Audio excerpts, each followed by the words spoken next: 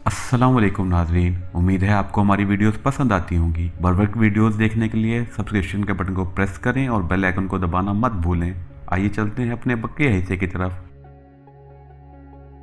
मुझे आधी रात के बाद पड़ोसी मुल्क की सरहद पार करना थी। आसमान सुबह से अबरालूद था। पंजाब में इस मौसम में कड़ाके की सर्दी पड़ती है। दोपहर के बाद बूंदाबांदी शुरू हो गई, जो रात 9 बजे तक जारी रही। टेलीविजन की पेशगोई थी कि रात को फिर बारिश होगी। मेरे ख्याल में यह बड़ा ही मौसम खराब था, मगर मेरे पुरस्कार गाइड के नज़दीक सरहद पार करने के लिए यही मौसम मौजू तरीन था। आप यकीनन सोच रहे होंगे कि मैं गैर कानूनी तरीके से सरहद पार क्यों कर रहा था। मैं जिंदगी की इस खतरनाक कहानी को इसलिए बयान कर रहा हूँ कि आपको एक एक बात खोल कर बता दूं और किसी बात को छुपाने की कोशिश ना करूं। लेकिन एक बात मैं शुरू ही से वादे कर देना चाहता हूं कि मैं अपना नाम हरगिज नहीं बताऊंगा। जासूसी, फरार, जानलेवा मसाइब और सनसनीखेज वाकयात से लबरेज जुर्रत, बहादुरी और अपने वतन पाकिस्तान के लिए जान तक कुर्बान कर देने के जज्बे की इस सच्ची कहानी को मैंने आप लोगों को गोशे गुजार करने का फैसला किया है, जो मैं अपना नाम राज में रखकर बाकी वाकयात को लफ्ज ब लफ्ज आप तक पहुंचाऊंगा। मगर मेरे नाम के बगैर काम नहीं चलेगा, इसलिए मैं अपना एक फर्जी नाम रख रहा हूं और ये नाम है आमिर। कौमी जज्बे से सरशार मेरी इस सनसनीखेज कहानी का आगाज 1965 की पाक भारत जंग के बाद और सकूत ढाका से कुछ पहले होता है। इस जंग ने मेरे दिल में एक नया वलवला पैदा कर दिया था। हर वक्त यही धुन सवार रहती थी कि अपने वतन अजीज के लिए कोई ऐसा काम करूं कि दुश्मन को दोबारा हमारी तरफ मैली निगाह से देखने की हिम्मत ना हो। मैंने पाक फौज में कमीशन हासिल करने की कोशिश की, मगर बाद नागुज़ीर घरेलू वजूहात की बिना पर मैं फौज में कमीशन न ले सका। आगे पढ़ाई जारी रखने को जी नहीं चाहता था। कॉलेजों के गैर यकीनी हालात से दिल उकता गया था। मुझे ज़बानें सीखने का शुरू से ही शौक था। फारसी मैंने अपने खास उस्ताद से पढ़ी थी, थोड़ी बहुत अरबी भी इनसे ही सीख ली थी। अंग्रेज़ी के अलावा मैंने कदीम हिंदुस्तान की तारीख का भी भरपूर तरीके से मुताला किया था। हिंदी ज़बान भी अपने एक बिहारी दोस्त से सीख ली थी। गीता और कदीम वेदों के कुछ अशार का तर्जुमा पढ़ डाला। मैं ये मुहिज़ अपने शौक की खातिर कर रहा था, मगर आगे चलकर इस इल्म ने मुझे बहुत फ़ायदा पहुंचाया, बल्कि कई मकामात पर मेरी जान भी बचाई। मैंने कॉलेज के ज़माने में मुजाहिद फोर्स में शामिल होकर बाकायदा तरबियत हासिल की थी। थोड़ी बहुत कमांडो ट्रेनिंग भी हासिल कर ली थी। दूसरी जंग अजीम में मिलिट्री इंटेलिजेंस के हैरत अंगेज कारनामे पढ़ कर मेरे दिल में उमंग पैदा हो चुकी थी कि मौका मिले तो मैं भी अपने वतन के लिए कोई कारनामा अंजाम दूंगा। 1971 की जंग से पहले भारत ने अपने गुरीले मशरकी पाकिस्तान भेजकर वहां के हालात को मखदूश बनाना शुरू कर दिया था। मगरबी पाकिस्तान की सरहदों के साथ साथ भी वो अपनी फौजी ताकत में इजाफा कर रहा था। दुश्मन के नापाक अज़ाइम देख देख कर मैं दिल करता रहा, मगर मैं कुछ नहीं कर सकता था। अगरचे हमारी फौज के जांबाज पूरी तरह चौकस थे और दुश्मन के हर हमले का मुंह तोड़ जवाब देने के लिए लम्हा तैयार थे, लेकिन मैं भी अपने तौर पर कुछ करना चाहता था। मेरा रुझान फौजी सुराग रसानी की तरफ था। दूसरी आलमी जंग के मशहूर फौजी जासूसों के कारनामे पढ़ कर मैं बहुत ताक हो गया था। हर वक्त इसी उधेड़बन में रहता कि रज़ाकार कमांडो की हैसियत से दुश्मन के मोर्चों के हक में जाकर इसे ज़रबेकारी लगाऊं, मगर ये इतना आसान काम नहीं था। पहली बात तो ये थी कि मुझे गैर फौजी होने की हैसियत से मालूम नहीं था कि दुश्मन ने अपनी सरहदों के हक में किस किस जगह पर फोर्स जमा कर रखी है। दूसरी मुश्किल भारत की सरहद पार करना थी। मेरे वालिद साहब अपनी जवानी के ज़माने में पूरे हिंदुस्तान की सियाहत कर चुके थे। इन्होंने पेशावर से लेकर राजकुमारी तक और उड़ीसा कटक से लेकर बम्बई तक कई बार सफ़र किया था। वो मुझे अपने इस सफ़र की दिलचस्प कहानियाँ सुनाया करते थे और इनके सफ़रनामों से मुझे भारत के बारे में काफ़ी मालूमात हासिल हो चुकी थी। क्या मैं पाकिस्तान के बाद मैं भी 2-4 मरतबा अमृतसर, दिल्ली, मुंबई और कलकत्ते की सैर कर चुका था। मेरे वालिद साहब अमृतसर के रहने वाले थे और क्या मैं पाकिस्तान के बाद हिजरत करके लाहौर आ गए थे। अमृतसर, पठानकोट, चंबा और होशियारपुर के बारे में इन्होंने मुझे बहुत कुछ बताया था। वो मुझे अपने सफ़र की दिलचस्प कहानियाँ सुनाते और मैं इन मालूमात को अपने लाशऊर में जमा करता जाता था। 1971 के इब्तदाई अय्याम में जब दुश्मन ने मशरक़ी पाकिस्तान में अपने तखरीबकारों के जरिए इंतशार की मुहिम शुरू की और मगरबी पाकिस्तान की सरहदों पर भी अपनी फौजी ताकत में इजाफा किया, तो मैंने दिल ही दिल में किसी मुहिम पर निकलने के बारे में संजीदगी से गौर करना शुरू कर दिया। मुजाहिद फोर्स में रहने की वजह से मेरी फौजी मालूमात में काफ़ी इजाफा हुआ था और एक कैप्टन साहब से दोस्ती भी हो गई थी। मैंने बातों ही बातों में इनसे कुरेद कर मालूम किया कि दुश्मन ने पाकिस्तानी सरहद से दूर पठानकोट की छावनी के करीब पहाड़ों में एक ऐसी तोप नस्ब कर रखी है कि जंग की सूरत में इसकी इंतहाई तेज़ रफ्तार और 5-5 मन बारूद के हामिल गोले लाहौर शहर में आकर फटेंगे, जो बेपनाह तबाही फैला सकते हैं। मैं पहले ही कौमी जज्बे से सरशार था। दुश्मन के नदाइम की खबर हुई तो मेरा खून खोल उठा। मैंने इसी लम्हे फैसला कर लिया कि मैं इस तोप खाने को तबाह करके ही दम लूंगा। इस वक्त ये फैसला बड़ा बचकाना लगता था। भला गैर फौजी जवान दुश्मन की सरहद पार करके दुश्मन की छावनी में पहुंचकर एक ऐसी जदीद तरीन और भारी भरकम तोप कैसे तबाह कर सकता है, जिसकी हिफाजत के लिए न जाने कैसे कैसे जानलेवा इंतजाम किए गए होंगे। इसके बावजूद मैं फैसला कर चुका था मेरा ये फैसला मेरी एक तवील और ख़तरनाक तरीन मुहिम का आगाज़ था, जिसमें कदम कदम पर मुझे मौत का सामना करना पड़ा। आपको खुद ही मालूम हो जाएगा। मैं अपने ज़राए से जिस कदर भी मालूमात हासिल कर सकता था हासिल की। अमृतसर पठानकोट तक 2 बार मैं सफ़र कर चुका था। फिर भी मैंने इस सफ़र की तमाम याददाश्तों को अपने जहन में एक बार फिर ताज़ा किया। सबसे बड़ा मसला पाक भारत सरहद अबूर करने और माली ज़रूरियात को पूरा करने का था। मैं इस मसले को हल करने की धुन में लग गया। इसी सिलसिले में मेरी मुलाकात स्मगलरों के एक गिरोह से हो गई। इन दिनों इस गिरोह के आधे आदमी मर चुके थे और बाकी जेल में सजा भुगत रहे थे। लेकिन मैं इन लोगों का शुक्रगुजार हूँ। अगर ये लोग मेरी मदद न करते तो मैं अपने अज़ाइम में कभी कामयाब ना होता। अगरचे मेरी मदद करने में इनके सरासर मफादात मुलव्विस थे, ताहम इनके ताउन से सरहद पार में कर गया था और मेरी कुछ माली इमदाद भी हो गई थी। मैं स्मगलरों को इस गिरोह के बारे में कुछ नहीं बताऊंगा, क्योंकि अब इसकी ज़रूरत भी नहीं रही। स्मगलरों का ये ख़तरनाक गिरोह सरहद पार स्मगलिंग में बेहद सरगर्म था और इनका मशरिक़ी पंजाब के सिखों से बाकायदा राब्ता था। इस गिरोह का एक ख़ास आदमी जो मुसलमान था, अमृतसर में मुकीम था, जो स्मगलिंग के नापाक कारोबार की सरहद पार निगरानी करता था। इसका नाम आज तक मुझे मालूम नहीं हो सका। इसे गिरोह के लोग करोंडिया के नाम से याद करते थे। करोंडिया पंजाब में एक सांप होता है जो बंजर ज़मीनों में पाया जाता है। इस कदर जहरीला होता है कि आदमी को डसते ही वो परे हट जाता है ताकि आदमी इसके ऊपर न गिर पड़े। इसकी वजह यह है कि इसके डसते ही आदमी मर जाता है। गवाल मंडी के एक बदमाश से मेरी वाकफियत थी। यह आदमी इसी गिरोह को जानता था। इसके ज़रिए से मेरी इन स्मगलरों के गिरोह के लीडर से मुलाकात हो गई। मैंने इसे यही बताया कि मेरे अखराजात पूरे नहीं होते और मैं स्मगलिंग के ज़रिए दौलत कमाना चाहता हूँ। इन लोगों ने खुफिया तौर पर मेरी खूब छान फटक की और आखिर मुझे अपने गिरोह में शामिल कर लिया, लेकिन साथ ही धमकी दी कि अगर मैंने इन्हें धोखा दिया तो मुझे दुनिया के आखिरी हिस्से तक ढूंढ कर भी हलाक कर दिया जाएगा। मेरा मकसद तो सिर्फ सरहद पार करना था। स्मगलिंग से मुझे कोई सरोकार नहीं था। फिर भी मुझे अपने मिशन के लिए भारतीय करेंसी की ज़रूरत थी। लीडर ने पहले फेरे के लिए हीरोइन का एक प्लास्टिक में लिपटा हुआ लिफाफा मेरी कमर के गिर्द बांध दिया और कहा, यह लिफाफा तुम्हें अमृतसर में करोंडिया को पहुंचाना होगा। इसके बाद तुम्हारा काम ख़त्म हो जाएगा। वापसी पर इसके आदमी तुम्हें पाकिस्तान की सरहद पार करा देंगे। यहाँ आने के बाद तुम्हें इस फेरे की उजरत 10,000 रुपये अदा कर दी जाएगी। मैंने लीडर से पूछा कि क्या मुझे हिंदुस्तान में कुछ रुपये अदा नहीं किए जा सकते, क्योंकि मैं वहाँ से अपनी पसंद की कुछ चीज़ें लाना चाहता हूँ। तुम्हें इसकी इजाज़त नहीं होगी। तुम हमारा फेरा लगाने जाओगे, मेला देखने नहीं। अमृतसर के बाजारों में घूमने फिरने की कोशिश ना करना, लीडर ने कहा। मैं खामोश हो गया, लेकिन दिल में एक मंसूबा मैंने इसी वक्त तैयार कर लिया था। मुझे आज ही रात को एक ख़ास मकाम पर पहुंचने की हिदायत की गई। हीरोइन की थैली मेरी कमर से बंधी हुई थी। मैं रिक्शे में अपने घर से बागा की तरफ रवाना हो गया। मैंने घर में किसी को कुछ नहीं बताया। आसमान सुबह से ही बादलों में घिरा हुआ था। कड़ाके की सर्दी पड़ रही थी। सहपैर की हल्की हल्की बूंदाबांदी रात को 1 बजे तक जारी रही, जिसकी वजह से सर्दी में खासा इजाफा हो गया था। शालामार टाउन से 2 फरलांग दूर बाएं जाने में रिक्शे से उतर गया और अंधेरे खेतों में गुजरता एक वीरान से क्वार्टर में आ गया। यहाँ 2 आदमी अंगीठी जलाए आग ताप रहे थे। चरपाई पर लिहाफ पड़ा था। मेरा इन दोनों से तारुफ हो चुका था। इन्होंने केतली से चाय प्याली में डालकर मुझे दी। ये बड़े खरांड किस्म के स्मगलर थे और मेरी तरफ देखकर मुस्कुरा रहे थे। बाऊ, ये कोट पतलून तब्दील कर लो। मैं चौंक पड़ा। क्या मतलब है तुम्हारा? एक स्मगलर हंसकर बोला, नए भर्ती हुए हो, 2-4 फेरे लगाओगे तो सब कुछ मालूम हो जाएगा। पिछली कोठरी में जाओ, वहाँ धोती खद्दर की कमीज और कंबल रखा है, वो जाकर पहन लो। मैं चुपके से उठकर पिछली कोठरी में आ गया, जहाँ ताक में एक मोमबत्ती रोशन थी। दीवार के साथ चरपाई बिछी हुई थी, जिस पर नस्वारी रंग का एक कंबल, मटियाले रंग के खुद्दर का एक कुर्ता और खद्दर की धोती पड़ी थी।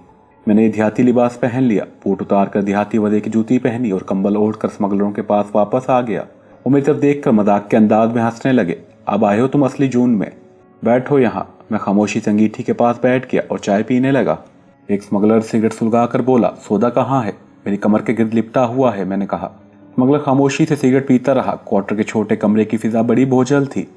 एक स्मगलर ने दूसरे को आंखों ही आंखों में कुछ इशारा किया। वो उठकर कोठरी में चला गया। वापस आया तो इसके हाथ में एक रिवॉल्वर था। मैं कांप गया। इसने अंगीठी के पास बैठते हुए रिवॉल्वर मेरी तरफ बढ़ाकर कहा, इसे अपने पास छुपा कर रखना। अगर कोई गड़बड़ हो गई तो इसमें 7 गोलियां भरी हुई हैं। मैंने रिवॉल्वर लेकर तहमत के डब में लपेट कर रख लिया। इन्होंने मुझे सिगरेट पीने को दिया। मैंने सिगरेट अंगीठी में दहकते हुए कोयले से सुलगाया और खामोशी से कश लगाने लगा। दूसरा स्मगलर मेरी तरफ देखकर बोला, तुम्हारी पतलून में अगर नकदी है तो यहीं पड़ी रहेगी। वापसी पर तुम इसी जगह पर कपड़े बदलोगे। करोंडिया को तुम्हारी इतला कर दी गई है। वो गुरु के गांव के बाहर तुम्हें मिल जाएगा और तुमसे पूछेगा, लालाजी नंदीपुर को यही रास्ता जाता है? तुम जवाब में कहोगे, राज करेगा खालसा, यही तुम्हारी पहचान होगी। इसे अच्छी तरह से याद कर लो। तुमने गड़बड़ कर दी तो हम जिम्मेदार नहीं होंगे। करोंडिया पहले ही 4 खून कर चुका है। मेरा दिल शिद्दत से धड़कने लगा। अजीब जराइम पेशा लोगों से वास्ता पड़ गया था। मगर मेरा मकसद अजीम और कौमी नौयत का था और मैं अब इस मकसद को पूरा करने के लिए अपनी जान तक कुर्बान कर देने का कदम लेकर घर से निकला था। मैं नातजुर्बेकार था, तकाज़ाए बशरियत के तहत कुछ कुछ दिल में खौफज़दा भी था। मैंने कोड वर्ड्स को अच्छी तरह से ज़हन में याद कर लिया। भूख तो नहीं लगी? एक स्मगलर ने पूछा। जी नहीं, मैं खाना खाकर आया हूँ, इसने हंसते हुए कहा। ओए, ये जी नहीं क्या होता है? आइंदा हमारे साथ तू तलाक से बात करना। दूसरा स्मगलर सिगरेट को अपनी जूती के नीचे दबाते हुए बोला। बाबू है अभी नया है, सब कुछ सीख जाएगा। तन कमरे में धीमा सा बल्ब रोशन था जिसमें स्मगलरों की आंखें चमक रही थी। एक स्मगलर ने अपनी कमीज का एक कप पीछे हटाकर वक्त देखा, फिर आंखों ही आंखों में अपने साथी को इशारा किया जिसने मुझे कोने से ठोका मारकर कहा, खड़े हो जाओ बाबू। मैं उठ खड़ा हुआ। इसने मेरा कंबल और कमीज ऊपर उठाकर मेरी कमर के गिर्द बंधी हुई रोन का लिफाफा चेक किया। माल मौजूद है उस्ताद। तो फिर स्टार्ट करो गाड़ी, उसने कहा। बाहर बर्फीली रात खामोश थी। दूर सड़क पर खंभों के बल्ब सर्द कोहर में धुंधले धुंधले नजर आ रहे थे। मेरे साथी मुझे लेकर खेतों में से गुजरता हुआ एक कच्चे कोठे के बाहर जाकर खड़ा हो गया और आहिस्ता से सीटी बजाई। अंदर से कंबल में मुंह सर लपेटे एक आदमी निकला। मेरे साथी इससे बोला, ताज़ा अखबार आ गया है आज का, हमारी खबर छपी है उस्ताद। वो आदमी बोला, खबर साथ लाया हूँ, मेरे साथी ने जवाब दिया और फिर जिधर से आया था खामोशी से इस तरफ वापस चला गया। स्मगलर ने मेरा हाथ पकड़ा और बोला, मेरे साथ आओ, खामोशी से। वो रात के अंधेरे में मुझे कोठे के पीछे ले गया जहाँ दरख्तों के नीचे एक बंद जीप खड़ी थी। वो ड्राइविंग सीट पर बैठ गया तो मैं इसके साथ बैठ गया। जीप स्टार्ट हुई और अंधेरे में हेडलाइट्स रोशन किए बगैर कच्चे रास्ते पर एक तरफ दौड़ने लगी। मेरा साथी खामोश था। एक जगह से मोड़ काट कर जीप तंग रास्ते पर मुड़ गई जिसकी दोनों जानिब कदादम झाड़ियां अंधेरे में खामोश खड़ी थी। कई चक्कर काटती जीप इस तंग रास्ते पर देर तक चलती रही, फिर एक जगह टीले की ओट में रुक गई। मेरे साथ आओ, मेरे साथी ने कहा। वो मुझसे 2 कदम आगे आगे चलने लगा। यहाँ खेत खत्म हो गए थे, वीरान और बंजर जमीन थी, जगह जगह खाइयां और घाटियां थी। आसमान पर बादल झुका हुआ था, बारिश की वजह से जमीन गीली थी। रहमत की वजह से मेरी टांगें ठिठर रही थी। एक जगह एक नाला सा आ गया जिसके किनारे पर नस्ल लहरा रहे थे। नाले में उतरने के बाद मेरे साथी ने कहा, खांसी छींक बंद, बीड़ी सिगरेट बंद, बोलचाल बंद, आगे इंडिया का बॉर्डर है। हम नाले से गुजर गए। आगे ढलान थी, गहरा मौत जैसा सन्नाटा चारों तरफ छाया हुआ था।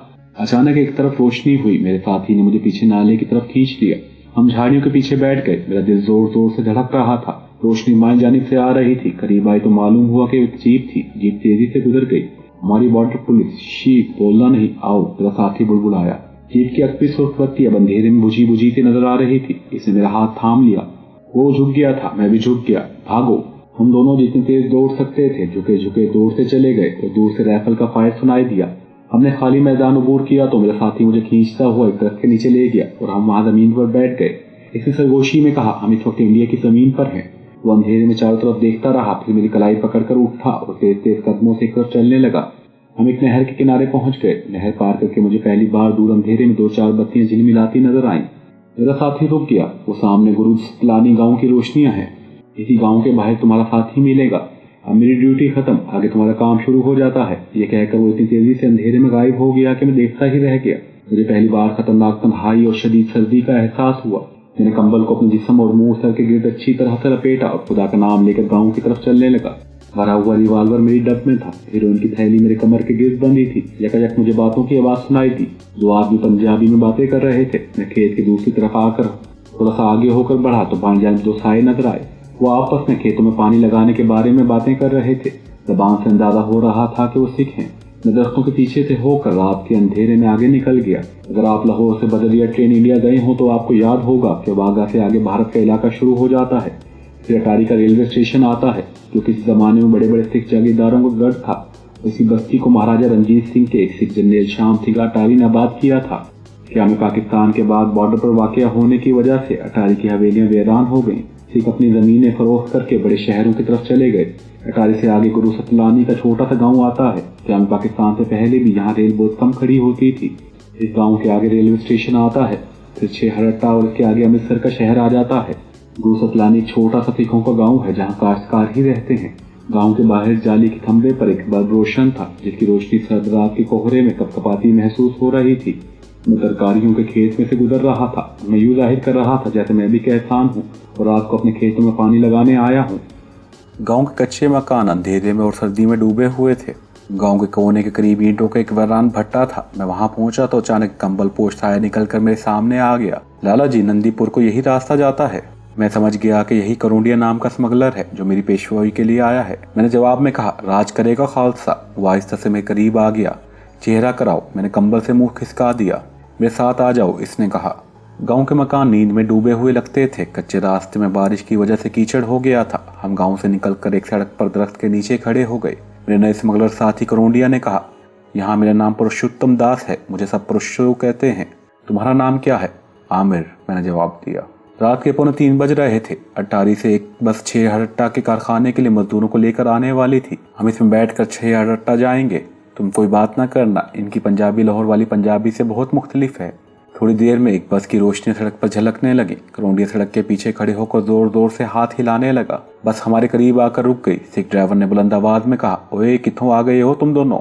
हम जल्दी से बस में सवार हो गए। अंदर नीम ख्वाबदा सिख और हिंदू मजदूर बैठे ऊँग रहे थे। करोंडिया ने हिंदुओं की तरह हाथ जोड़कर ड्राइवर से कहा, महाराज पठानकोट कचहरी में पेशी है, अमृतसर से 4 बजे वाली बस पकड़नी है महाराज। बैठ जाओ तोता रामा। अच्छा महाराज। करोंडिया ने मेरा बाजू खींचा और हम दोनों बस के फर्श पर एक तरफ होकर बैठ गए। बस अमृतसर की तरफ चल पड़ी। कस्बा खालसा गुजर गया तो बाएं जानिब कारखानों का सिलसिला शुरू हो गया। इनमें रोशनियां भी हो रही थी। फिर 6 हरट्टा पहुंचकर बस कपड़े के एक बहुत बड़े कारखाने के गेट पर रुक गई। मजदूर नींद भरी आंखें खोलने की कोशिश करते बस से उतरने लगे। हम भी बस से उतर आए। सामने एक सिख साइकिल रिक्शे के पास जमीन पर कागजों को आग लगाए कंबल ओढ़े बैठा आग ताप रहा था।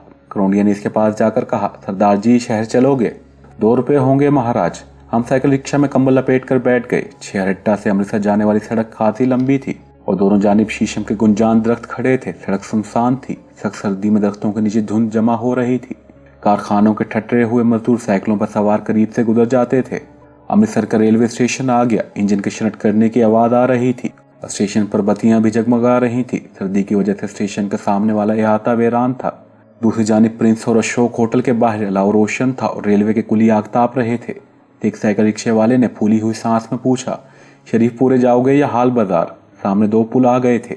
बाएं जानिब सीढ़ियों वाला पुल था जो हाल बाजार के गेट की तरफ जाता था और दूसरा कंपनी बाग के पहलू से होकर क़याम पाकिस्तान के ज़माने में मुसलमानों के मशहूर गढ़ शरीफपुरे की तरफ जाता था। रिक्शा यहीं रोक दो महाराज, हाल गेट जाएंगे। हम सीढ़ियों वाला पुल अबूर करके रेलवे लाइन की दूसरी जानिब हॉल गेट के पास पहुंच गए। शहर की सड़कें सुनसान पड़ी थी। करोंडिया ने कहा, अगर कोई पुलिस वाला आ गया तो गूंगे बन जाना, बाकी मैं संभाल लूंगा। माल कमर के साथ बंधा है ना? हाँ, मैंने आहिस्ता से कहा। चलते रहो, वैसे यहाँ के पुलिस वाले भी मेरे वाकिफ हैं। अपने लालच के लिए खिलाता पिलाता रहता हूँ। मेरा यहाँ एक छोटा सा होटल है। हम हॉल दरवाजे में से गुजर गए। दोनों तरफ की दुकानें बंद थी। कुछ सिख हाथों में गठियां लिए जाते दिखाई दिए तो करोंडिया ने कहा, ये लोग मेवो मंडी जा रहे हैं। चौक बिजली घर आ गया। मैं यहाँ पहले भी आ चुका था। मैंने करोंडिया के पुरुषोत्तम होटल को भी देखा था, मगर मुझे कभी ख्याल भी नहीं आया था कि ये किसी मुसलमान स्मगलर का होटल है जो पुरुषोत्तम दास के नाम से यहाँ आबाद है और एक रोज मैं भी स्मगलर बनकर यहाँ आऊँगा। चौक में एक सिख सिपाही हाथ में लाठी थामे खड़ा था। इसने करोंडिया से कहा, पुरुषोत्तो इस वक्त कहाँ से आ रहे हो? करोंडिया ने झट जवाब दिया, महाराज इस गूंगे बांझे तोता राम को गाँव से लाने गया था। सवेरे कचहरी में इसकी पेशी है। राम राम, कड़ाके की सर्दी पड़ रही है। सिख सिपाही बोला, चाय बनाओगे तो एक प्याली मेरे लिए भी बनाना। गेट तक गश्त लगाकर आ रहा हूँ। सत वचन महाराज, जरूर आना। करोंडिया ने मेरे गर्दन पर हाथ मारकर कहा, चलो ये तोता राम, ना जाने तेरे लिए अभी कितने कष्ट भुगतने होंगे। हाथ कुछ ज्यादा ही जोर से पड़ गया था। मेरी गर्दन दुखने लगी मगर मैं चुप ही रहा। सामने ही पुरुषोत्तम होटल था जो पहले 3 मंजिला मकाम था जिसके बाद इसे होटल बना दिया गया था। 2 नौकर अंगीठी में आग जला रहे थे। बत्ती जल रही थी। करोंडिया को देखकर इन्होंने हाथ जोड़कर राम राम कहा और फिर अपने काम में लग गए। करोंडिया ने इन्हें चाय बनाने के लिए कहा। नियाला सिपाही भी आ रहा है, इसे चाय दे देना और रात को कचौरियां भी गर्म करके इसे दे देना। एक हिंदू नौकर ने कहा, लालाजी हरदयाला रतन नारियल दे गया था, कृष्ण महाराज की मूर्ति पर लटका दो, स्नान करके लटकाना। करोंडिया ने कहा। होटल के पहलू से एक तंगजीना ऊपर वाली मंजिल पर जाता था। यहाँ 2 कमरे थे, एक बाजार की तरफ और दूसरा इसके पीछे था। ये दूसरा कमरा छोटा था और उसमें आधे फर्श को एक पलंग के साथ ढांप रखा था। यहाँ दाखिल होते ही करोंडिया ने दरवाजा बंद कर दिया और बत्ती जलाकर बोला, माल निकालो। मैंने कमर के गिर्द बंधा हुआ रुमाल खोल दिया और प्लास्टिक की थैली से दे दी और थैली खोलने लगा तो मैं पलंग पर गिर गया। नींद और थकान से मेरा बुरा हाल था। करोंडिया ने छोटी उंगली के साथ थोड़ी सी हीरोइन लगाकर चखी और थूक कर बोला, माल खरा है, अब तुम सो जाओ, परसों रात तुम्हारी वापसी होगी। मैंने अपना रिवाल्वर भी करोंडिया के हवाले कर दिया और लिहाफ में घुसकर ऐसा सोया कि अगले रोज 12 बजे के करीब जागा। करोंडिया होटल के काउंटर पर बैठा हुआ था। इसने माथे पर हिंदुओं की तरह तिलक लगा रखा था। पास ही एक तश्तरी में लोबान सुलग रहा था। इसके पीछे दीवार पर कृष्ण महाराज की तस्वीर में शीशे में जुड़ी हुई थी जिस पर रतन जो के फूलों का हाथ जड़ा हुआ था। मुझे सीढ़ियाँ उतरते देखकर वो गद्दी से उठा। इसके आगे एक कमरा था। कमरे में आकर इसने मुझे एक संदूक में से तंगबोरी वाला हिंदुआना पजामा, खद्दर का एक कुर्ता और नया कंबल निकाल कर दिया। ये सामने गुसल खाना है, नहा कर इसी कमरे में रहना, अभी बाहर मत आना। मैंने गुसल किया, कमरे में आकर पजामा कुर्ता पहना और कंबल लपेट कर बैठ गया। इतने में करौंडिया भी वापस आ गया। इसके हाथ में छोटी सी टीन की डिबिया थी, इसमें केसरी रंग था। इसने उंगली से इस रंग में डबोकर मेरे माथे पर तिलक लगाया और बोला, यहाँ किसी से बात मत करना, मैंने सबको यही बताया है कि ये गूंगा है, समझ गए? और मेरे जाने के थोड़ी देर बाद आना, खाना मिलकर खाएंगे, फिर तुम ऊपर कमरे में जाकर सो जाना। मैं इस बकबक से पीछा छुड़ाकर पठानकोट की तरफ निकल जाना चाहता था। मेरी मंजिल पठानकोट थी, लेकिन मेरे पास फूटी कौड़ी भी नहीं थी। मैं यहाँ से कुछ भारतीय करेंसी लेकर आगे जाना चाहता था। ये रकम मुझे करौंडिया स्मगलर से कुछ सोचे समझे मंसूबे के तहत हासिल करना थी। मैंने इस वक्त करौंडिया से कोई बात नहीं की, वो चला गया। 15 मिनट बाद मैं भी कमरे से निकलकर बाहर होटल के सामने वाले कमरे में आ गया, जहाँ कुछ गाहक बैठे चपातियों के साथ दाल सब्जी खा रहे थे।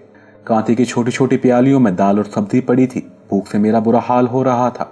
मैं खाली मेज के पास आकर कुर्सी पर बैठ गया। करौंडिया ने काउंटर से नौकर को आवाज़ दी, तोताराम को दाल भाजी दो, ओए मुंडे हो। दाल सब्जी और 2-4 चपातियाँ एक थाली में मेरे आगे रख दी गईं। मैं 2 मिनट में 4 चपातियाँ चट कर गया और मदीद मंगवा कर भी खा गया। छोटी छोटी चपातियाँ थी। मदीद मंगवाई तो करौंडिया ने काउंटर से मुझे घूर कर देखा, जिसका मतलब था कि मुसलमानों की तरह नहीं, हिंदुओं की तरह खाओ। मैंने फौरन हाथ खींच लिया।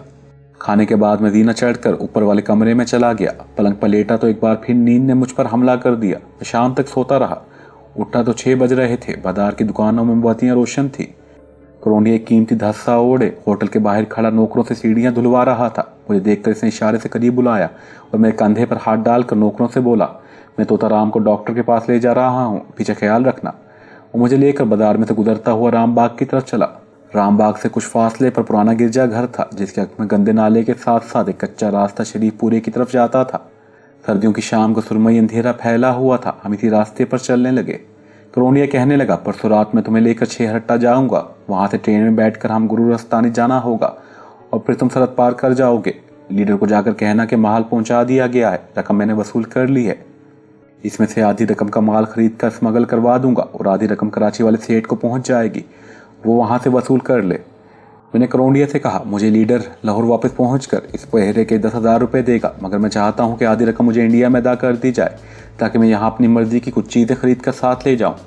करौंडिया ने चौंक कर मेरी तरफ देखा। यहाँ से क्या खरीदोगे? यहाँ क्या खरीदने को क्या है? इलायचियाँ ही हैं, वो मैं अगले हफ्ते यहाँ से स्मगल करवा रहा हूँ।